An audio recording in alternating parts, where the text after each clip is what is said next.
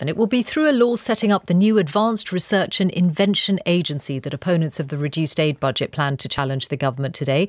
They're hoping to get a vote on that agency having to make up any shortfall in aid spending being below the 0.7% of national income that became law under David Cameron in 2015. ActionAid is one of the charities appealing to the Prime Minister on the reduction to 0.5%. Lee Margaret Webster is its Deputy Director of International Development, Policy and Practice. Good morning. Good morning. What will this cut mean to your projects? Well, ActionAid works with the most courageous women and girls around the world who are really leading the response to COVID, even as they themselves are feeling some of the heaviest impacts of the pandemic. So, for instance, women are being forced to take on more unpaid care, girls are dropping out of school, and violence against women and girls is on the rise globally. We've really seen a spike in domestic violence. So the UK decision to cut UK aid by over £4 billion is coming at the worst possible time. But have you been told that there will be less UK government funding for some of your projects? Yes, absolutely. One project I wanted to bring your listeners' attention to is an ActionAid project based in Rwanda, where rates of violence against women and girls are extremely high. So ActionAid, along with expert Rwandan partner organisations, work within and alongside communities to prevent and respond to gender-based violence there. We had 1 year to go, which is when you would see the most results. But instead, our Rwandan colleagues were told that the project has lost its funding and have been given just a few months to close down. So that's had quite devastating consequences. Lost its funding completely? Yeah, it's been told to close a year early and lost its entire funding for the final year. I can put into context a little bit about what that means. Practically, it means that 7 shelters for girls escaping violence at the hands of partners or family members would be closed down. It means that counsellors supporting girls to rebuild their lives after violence would lose their jobs and girls won't get that counselling.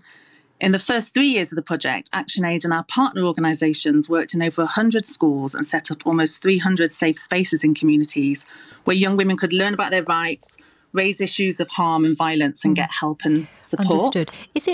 I just wonder, is it fair to say that because the aid funding is and was, but to a different proportion, based on national income, funding for projects like these would have reduced this year because our gross national income went down last year? Yeah, that's right. And that's how the 0.7% is set up to change with national income.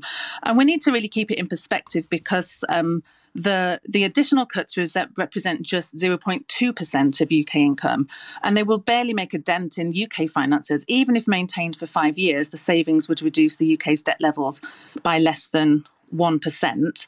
But these cuts will mean that an estimated 20 million women and girls will be left behind. And frankly, projects that directly reach women and girls and address their priorities are always the last to be funded and the first to be cut. Lee Margaret Webster from ActionAid, thank you very much. And with us in the studio is David Davis, the Conservative MP and former Brexit Secretary. Good morning. Morning.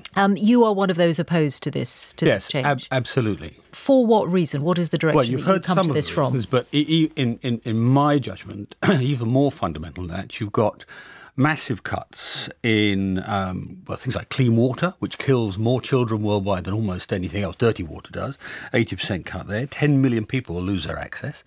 You've got cuts in funding for food. People starving, 250,000 people. Again, thousands will die, large numbers of them children. Across the board, this cut, in which we're virtually unique in the we are unique in the G7. No other G7 country is cutting its aid in this way. Is going to have devastating consequences across the world. And I bear in mind, I'm historically a critic of aid spending, but doing it this way is really so harmful. We are a bigger donor than many other rich countries in the world. And we are, as the government would say, in extreme times, in unprecedented times, a once in 300-year economic shock. Does that... I mean, they do say it's temporary, although that's one of the aspects of this. We don't know how long temporary is. I mean, firstly, as you've heard, some of these have been cancelled. So if you are a small child and you then suddenly get dirty water and you get an infection from it and you die, temporary doesn't mean much. Also, you're right. I mean, we have been a leader in aid, but now Germany's at 0.7% already. France is getting there this year. America's increasing its spending by 14 billion a year this year.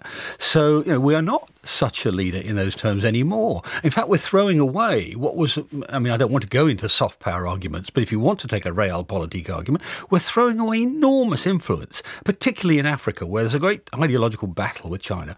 But this, I mean, morally, this is a devastating thing for us to have done. Is it legal?